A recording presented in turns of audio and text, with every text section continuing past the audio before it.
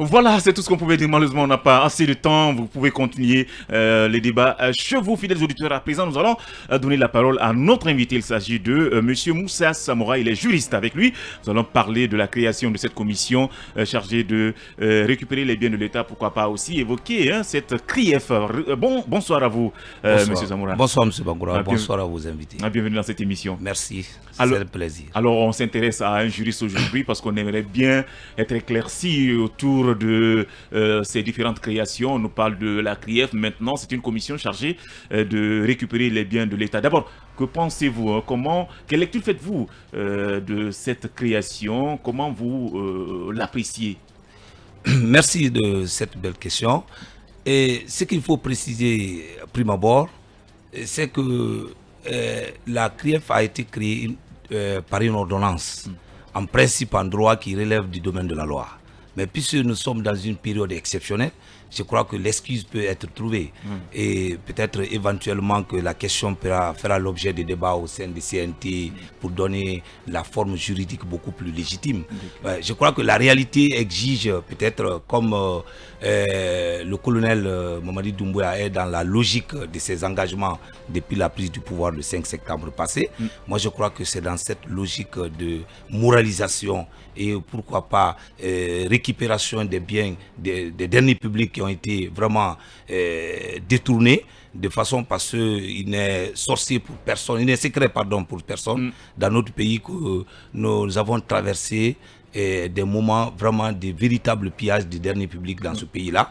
Ça, c'était devenu monnaie courante parce que c'était tout le temps relevé, comment dirais-je, dénoncé par la presse, ci et là. Alors, je crois que si on met en place une telle institution répressive, parce que, et précisons que la Guinée, les institutions répressives, au point de vue, c'est-à-dire que relative au détournement des derniers publics, n'existaient pas. Pratiquement, c'était des institutions d'investigation, c'est-à-dire qui mènent des enquêtes, les corps de contrôle, et documentent et puis ils remettent acquis de droit. Mais la répression, ça n'existait pas. Or, les institutions de répression ont double avantage.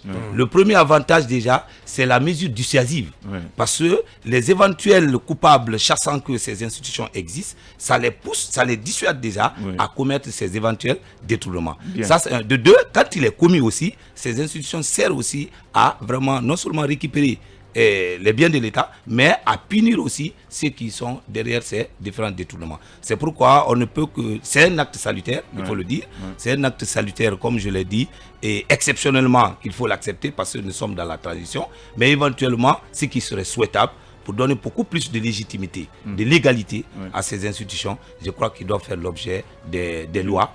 Et puis voilà, pourquoi pas dans les constitutions. Alors, il y a eu une ordonnance additive qui a donc, disons, attribué à la Cour de répression des prérogatives de la Haute Cour de justice. Est-ce que pour vous, cela était nécessaire? Parce que au sortir de la première ordonnance, beaucoup étaient restés quand même dans l'expectative par rapport au champ d'action, à la période couverte par cette cour. Est-ce que parce que justement ces dispositions additives désormais disent que nul n'est à l'abri de poursuites de la part de la CRIEF? Je crois que oui, c'était nécessaire parce que je crois que c'est la motivation d'ailleurs pour la mise en place de cette institution. Parce que comme vous n'êtes pas sans savoir que si cette compétence n'était pas ajoutée à la compétence de la CRIEF, c'est-à-dire éventuellement les avocats de ces anciens dignitaires peut-être qui pourraient être éventuellement, je dis présumés, éventuels coupables, pouvaient soulever ce qu'on pourrait appeler l'exception d'incompétence au cours de ces procès. Pour dire que la CRIEF n'est pas compétente de connaître, de juger ces personnes parce qu'ils bénéficient de ce qu'on peut appeler l'immunité et des privilèges de statut, liés à leur statut. Alors je crois que le colonel a pu faire ce qu'on peut appeler une pierre deux coups, c'est-à-dire non seulement déjà pour éviter aussi l'inflation institutionnelle, parce que nous sommes dans une période exceptionnelle, il faut minimiser les dépenses, entre autres. Pourquoi? Comme il l'a fait, d'ailleurs, ce n'est pas une première, parce que vous l'avez vu aussi, il a pris une ordonnance transférant la compétence de la Cour constitutionnelle à la Cour suprême, bien avant la prestation de serment. Oui. On a vu cela. Ce qui loge à la Cour suprême, une chambre constitutionnelle. Effectivement, ça aussi, c'est pas une première d'ailleurs. Nous l'avons vu qu'au temps de Conté. Précédemment, c'était le cas.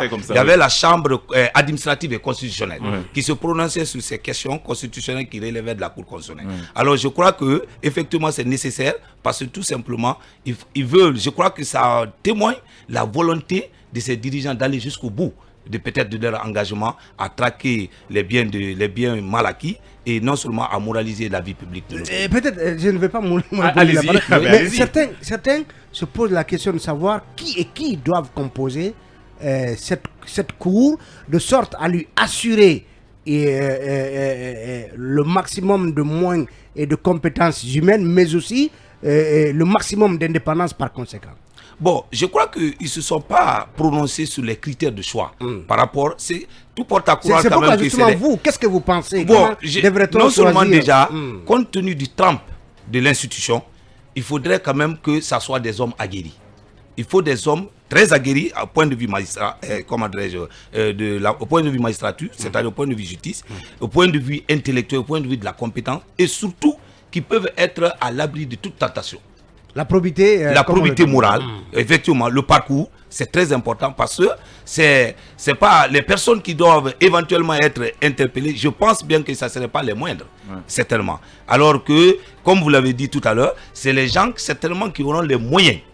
Parce que c'est pourquoi d'ailleurs il faut ces personnes qui doivent composer. Est-ce que vous avez un ou deux noms de magistrats en qui vous avez confiance et qui pourraient bien être... Non, je ne peux pas m'aventurer sur ce terrain parce que je ne connais pas trop les rouages de la magistrature. Mais je sais que le moment venu, ils sauront trouver la personne indiquée. Bien, alors parlons à présent, on est toujours dans le même siège, mais parlons à présent de cette commission interministérielle qui sera désormais chargée de récupérer les biens. Parlons de sa composition. Elle est composée, si je ne me trompe, de 6 ministres. Tout à fait. 7 ministres, y compris le ministre secrétaire général à la présidence, plus l'agent judiciaire de l'État. Comme rapporteur. Oui, comme rapporteur. Quelle analyse faites-vous de cette composition? Bon, d'abord, permettez-moi de signaler d'abord une anomalie qui était chronique dans notre pays. Nous avons constaté que dans notre pays, c'est les populations qui sont devant l'État en termes de monial. Dans le cadre de l'urbanisation. Beaucoup en avance. C'est pourquoi l'urbanisation dans notre pays est très anarchique. Très anarchique. Alors que c'est l'État en premier lieu qui doit d'abord viabiliser les domaines, enlever la part de l'État, indiquer les lieux publics, mettre les sanitaires sociaux et de base, sociaux de base. Après maintenant procéder à la vente ou à la distribution. Mais tel n'est pas le cas. L'État vient toujours après la population. Ça amène toujours des victimes. On a assez de victimes collatérales parce que des fois les gens sont victimes sans le savoir d'ailleurs de quoi ils sont. Ils sont mêlés. Parce qu'un citoyen qui vient acheter un terrain dignement, vous allez voir qu'il a tous les papiers. Mais celui qui l'a vendu, lui qui l'achetait, il ne savait pas que c'est un domaine de l'État.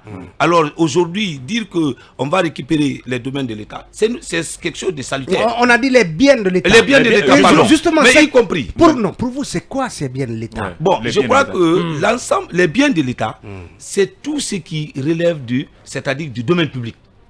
Tout ce qui relève du domaine public, que ce soit maison, que ce soit terrain, que ce soit des engins, entre autres, tout ce qui relève du domaine public est le bien de l'État, non marchandable bien entendu. Parce qu'il y a des gens aussi qui parlent souvent aussi des biens, c'est-à-dire soi-disant que je l'ai acheté. Mais il y a des biens qui sont pas vendables. Il y a des biens qui ne sont pas vendables, surtout quand la destination du bien est connue. Vous comprenez? Quand la destination du bien est connue, alors on ne peut pas se larguer derrière une soi-disant transaction commerciale pour dire que je l'ai acquis dignement. C'est les biens inaliénables. Voilà, c'est les biens inaliénables. Effectivement, le mot est bien dit. C'est les biens inaliénables. Par conséquent, l'État peut le récupérer à tout moment. Tout ce qu'on peut suggérer par rapport à la récupération de ces biens de l'État, c'est de mettre la forme. Il faut y mettre la forme. Est-ce que vous pensez que cette commission devrait être encadrée par justement des juristes? En tout cas, un texte, en tout cas quelque chose, un texte qui doit préciser les prérogatives, moi je crois que c'est nécessaire. Le mode opératoire. Je crois que c'est nécessaire. C'est nécessaire pour éviter les éventuels abus.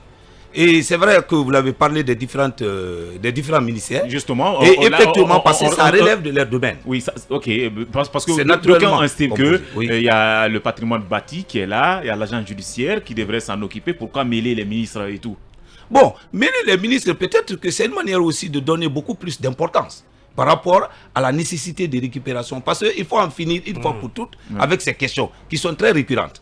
Vous n'êtes pas sans savoir qu'en 2008, le problème était posé au temps de la transition du président Dadis, capitaine Dadis. Ça avait été soulevé.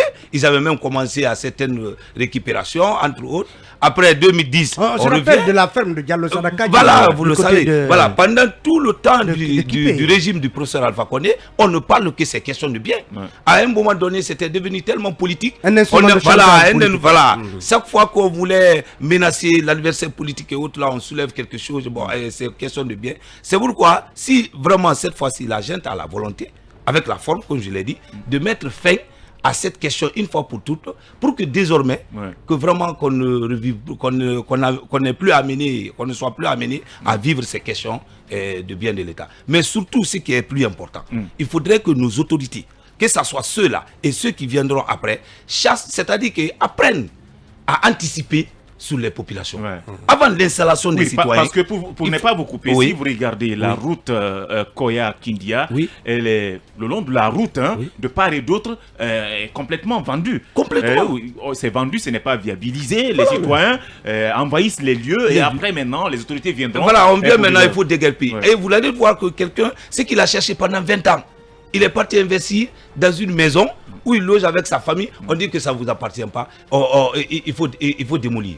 Vous avez vu comment les démolitions ont eu lieu il y a 2 à 3 ans de cela, avec les personnes, c'est-à-dire que c'était vraiment regrettable. Bien, voilà. Je ne sais pas si Idrissa, vous avez une question pour notre émission. Je voulais savoir, par exemple, parce qu'on est dans une période d'exception, vous l'avez dit, est-ce que ceux qui sont visés par rapport à cette démarche pourront faire recours pour dire que c'était la période d'exception et donc ramener la justice à encore faire face à cette situation. Ok, après c'est-à-dire ceux qui seront victimes de la dépossession de effectivement, biens. Puisque ça se passe sous transition, est-ce qu'ils ont est-ce qu'ils peuvent après revenir pour demander que la justice s'occupe parce qu'ils se sentent... Bon, c'est pas une question de transition pour cela.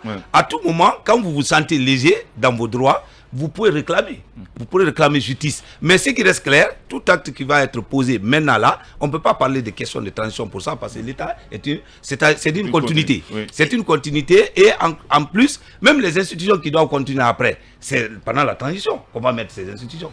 Alors ça ne pourrait pas être... Moi, la question justement que la question de Samparay soulève, je parlais de mode opératoire. Est-ce que cette commission interministérielle va tout simplement examiner les différents cas et les mettre à la disposition de la justice qui va examiner ces cas et rendre des décisions et comme ça on aura mis une forme judiciaire à la chose, ou est-ce que cette commission, lorsqu'elle a estimé que tel domaine appartient à l'État et qu'il faut en déposséder les occupants, on doit passer immédiatement à l'action? Est-ce que la justice devrait être celle qui agira dans le sens de la récupération et non la commission interministérielle? Non, dans les conditions normales, moi je me dis que le rôle de la commission interministérielle, c'est d'identifier les domaines de l'État. Voilà son rôle.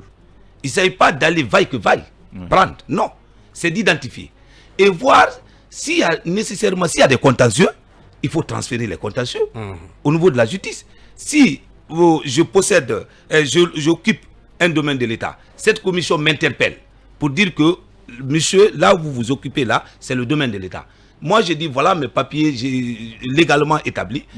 Le contentieux est né. À partir de là, le contentieux est né. Ils n'ont plus le droit de me retirer pour le moment. Maintenant, il s'agit maintenant de m'amener devant les juridictions compétentes maintenant pour trancher. C'est ça. On ne peut pas retirer. C'est pourquoi j'ai parlé tout à l'heure de la forme. Et effectivement, c'est pourquoi d'ailleurs, comme vous l'avez dit, c'est nécessaire de les encadrer dans ce cadre-là. Parce que, et pour le moment, vous n'avez pas entendu les militaires ou les gendarmes derrière eux, s'il faut dire. Oui, Pourquoi? Parce que ce n'est pas une décision de justice à exécuter. Ce n'est pas pour rien que le ministre de la Sécurité est président de cette commission. Oui, je suis d'accord. Oui, mais les militaires ou les gendarmes, les gendarmes ou les policiers ne devaient agir qu'en application d'une décision de justice. Si éventuellement est-ce que le ministre de la Sécurité devrait forcément en être le président à la place du ministre de l'aménagement du territoire et de la ville? Bon, si on me le demandait, j'aurais préféré le ministre de l'Intérieur et de l'aménagement du territoire. Voilà, nous sommes malheureusement pris par le temps. Franchement, on aurait aimé passer un peu plus de temps avec vous. Je pense qu'on aura une nouvelle fois une occasion. C'est un plaisir de vous avoir dans cette émission, monsieur Samoura. Merci d'être passé dans cette émission. Nous sommes pratiquement pris par le temps. Est-ce qu'on va accorder 1 ou 2 minutes à nos auditeurs pour qu'ils s'expriment et aussi sur ce sujet concernant l'interdiction faite aux militaires d'assurer la garde des personnes physiques. On va donner la parole aux auditeurs dans Il ne s'en fout pas.